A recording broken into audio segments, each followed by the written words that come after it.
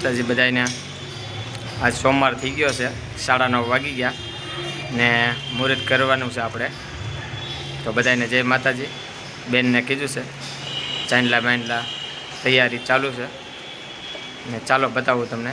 બેન આપણી ચાંદલા બાંદલા કરે છે. બધાને જય માતાજી. ચાલુ રાખજો, વિડીયોમાં બનાવી રહેજો. લાઈક શેર ને સબસ્ક્રાઈબ કરતા રહેજો મારા વાલા, ભૂલતા નહીં. જય માતાજી. જય ચાઉંડમાં, જય ખોડિયારમાં, જય મેલડીમાં. ચાલુ રાખજો વિડીયો. સોમવાર થઈ ગયો છે, 9:30 વાગી ગયા છે. જો આપણા સંબંધીમાં બેનું હતા ને આવી ગયું છે ને દક્ષાબેન અમારે જો ફૂલ તૈયારીમાં છે ચાંદલા બાંદલા કરવાની મુહૂર્ત માટે. જાઓ દક્ષાબેન, ચાંદલા બાંદલા તો કરો.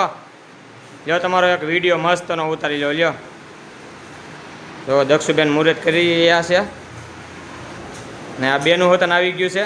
આજ માતાજીની દયાથી આપણે કારીગર પણ થઈ ગયા છે, 5-6 કારીગર આવી ગયા છે. પછી જુઓ આ મારા કાકી છે, જુઓ આ મારો ભાણિયો છે, આ બધી બહેનો છે આપણી સંબંધીમાં, બધી બહેનો આવી ગયું છે આપણે. ને આ આપણી કાકાની દીકરી પ્રભાબેન છે, જુઓ એ બહેનોની બધી બહેનપણીઓ છે, એટલે આપણી બહેનો જ થાય બધી. દક્ષાબેન અમારે જુઓ, દક્ષાબેન જરીક સામું જોયો તો રેડી, ઓકે હાલો. જો અમારા દક્ષાબેન ચાંદલો કરી રહ્યા છે ભગવાનને. કહેજો દક્ષાબેન, ટકાટક અમારે ચાલે. શું કહેવું તમારું? હા એમ. હાલો મશીનના ચાંદલા બાંદલા કરીજો મારી બેન.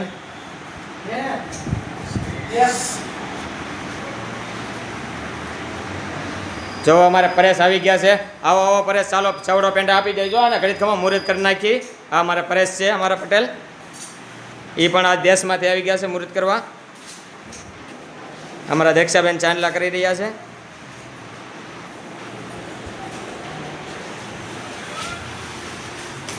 આ અમારા સલોકભાઈ છે, ભાણિયાભાઈ, એ પણ દેશમાંથી આવી ગયા છે.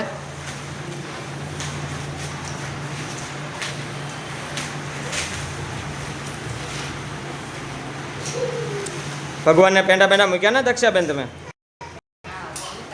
તો વાંધો નહીં.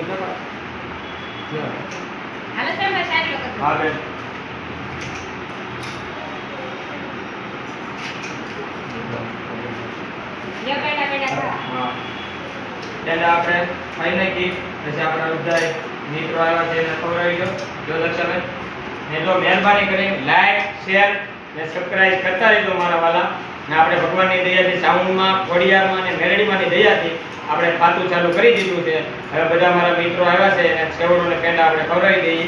જય માતાજી, જય મેલડીમાં, જય સાઉન્ડમાં ને જય ખોડિયારમાં. આવો નવો સપોર્ટ રાખજો. જય દક્ષાબેન. બસ જય જય.